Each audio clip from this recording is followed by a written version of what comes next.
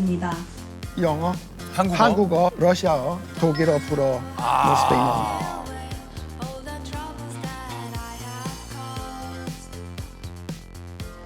아이고. 아이고 안녕하세요. 아이고, 안녕하세요.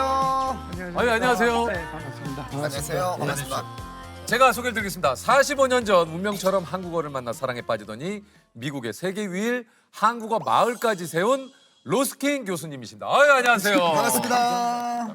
반갑습니다. 아, 직접 소개를 좀 해주시죠. 네, 캐나다 밴쿠버에 있는 University of British Columbia 예. 아시아학과 한국어와 한국학 교수로 있는 라스킹이라고 합니다. 아, They'll call it a mystery, but we're gonna call it victory. We'll be writing history. 외솔상 수상은 정말 평생 잊지 못할 귀중한 순간입니다.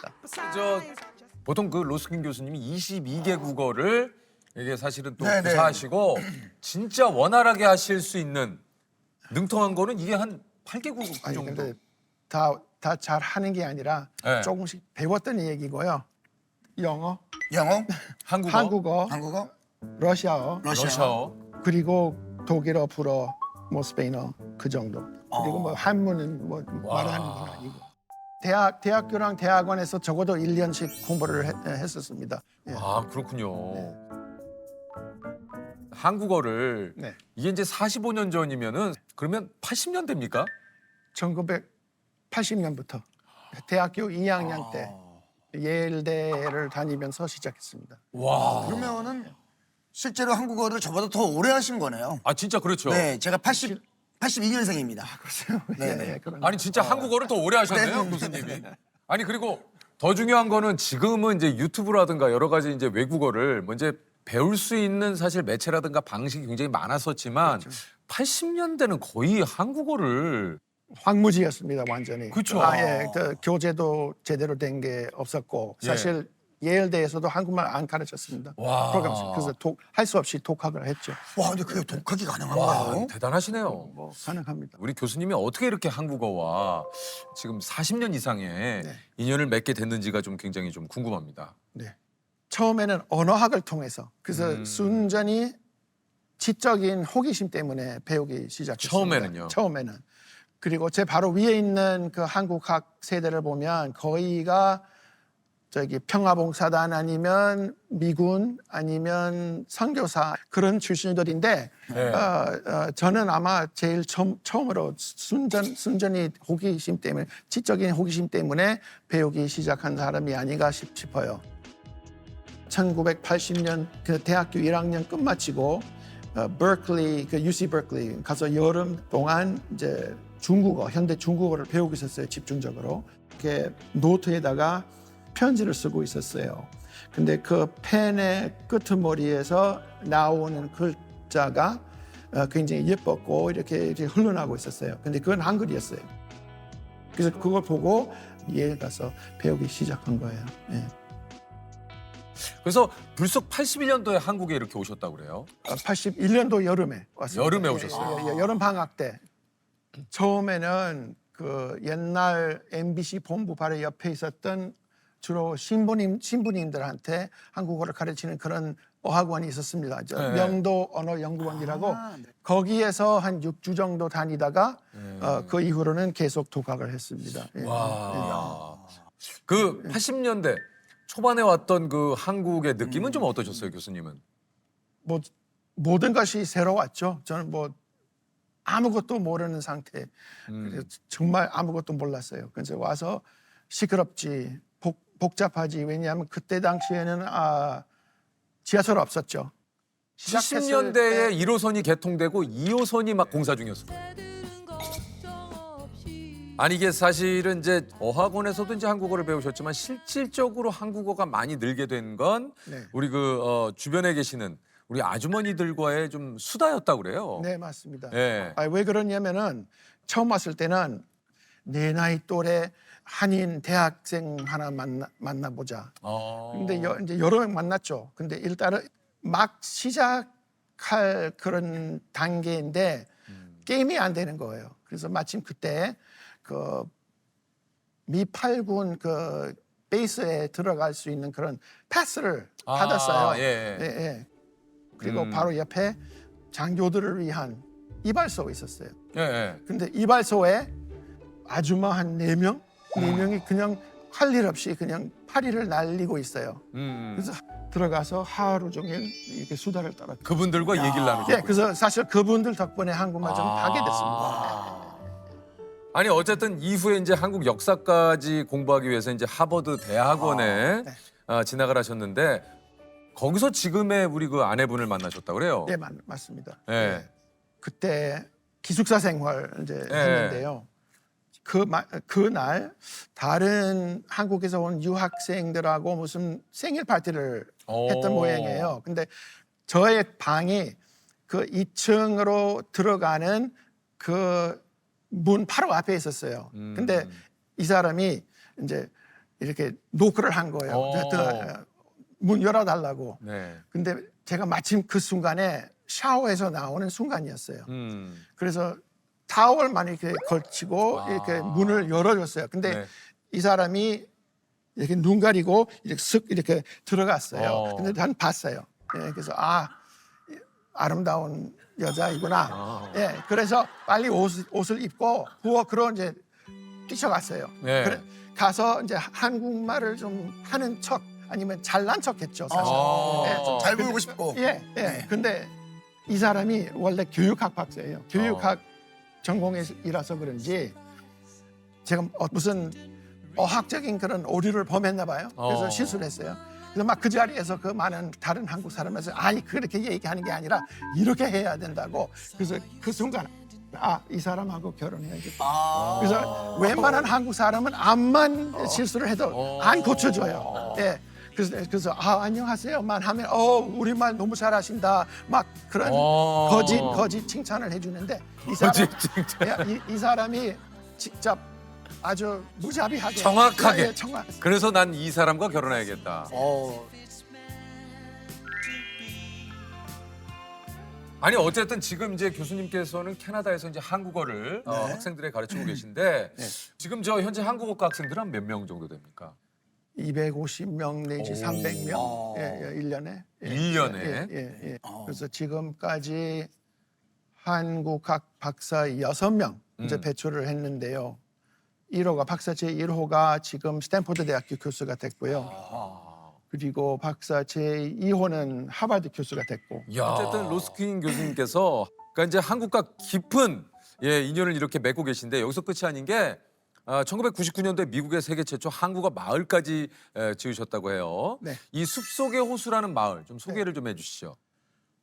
숲속의 호수로 가는 한국어 마을은 캠프 개념인데요. 캠프 컨셉인데 저도 어렸을 때부터 여름마다 여름 내내 러시아어 마을, 독일어 마을, 스페인어 마을 다 다녔거든요. 그래서 거기서 외국어에 대한 관심이 이제 붙기 시작한 곳인데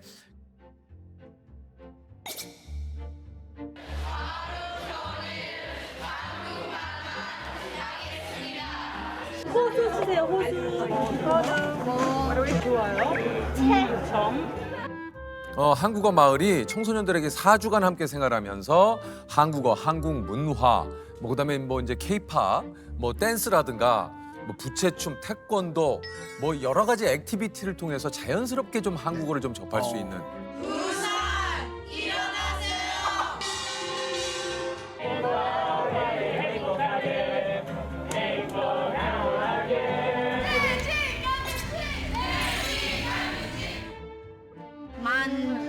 자, 3,000원 치세요. 13,000원?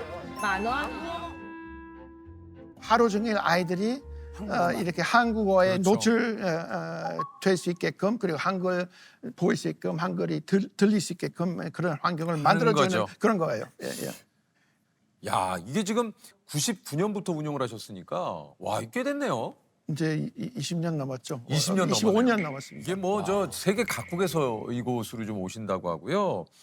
정원이 120명 정도인데 늘 정원을 초과해서 좀 지원을 많이들 하신다고 그래요. 네, 뭐 이제는 미국 각 주에서 오고요. 그리고 외국에서도 오고 그리고 다양합니다. 그래서 60% 이상이 비한국계 학습자들이고. 예. 교수님이 생각하는 한국어의 매력은 뭡니까? 뭐 여러 가지가 있는데요. 한국어라는 언어가 너무나 매력적인 그런 요소가 많습니다. 일단은 문자부터 한글이라는 문자, 그리고 한국어라는 언어가 2000년 동안 중국어와 중국 문자하고의 그 접촉을 통해서 새로 생긴 여러 가지 문자 체계, 그것도 재미있고 그 풍부한 의성어, 의태어 체계, 예, 그건 네. 너무 멋있습니다. 학생들한테 한국어의 그 의성어, 의태어 체계를 설명해 줄 때 웬만한 한국 사람이 다 알고 있는 그 노래 있지 않습니까? 산토끼. 예. 예. 그래서 거기에 등장하는 그 토끼가 깡충깡충 뛰어가잖아요. 그래서 좀 가볍고 귀여운 그런 존재인데 모음을 껑충껑충이라고 이제 바꾸면 좀 뚱뚱하고 그렇죠. 운동을 제대로 못하는 네. 아니면 그런 토끼 아니면 캥거루. 네네. 그래서 느낌이 좀 다르지 않습니까? 그러니까 의성어, 의태어만으로도 어떤 모양이 그려지는 예를 들면. 그래서 그런 뉘앙스랑 어감이 확 달라지는 그런 거 재밌습니다.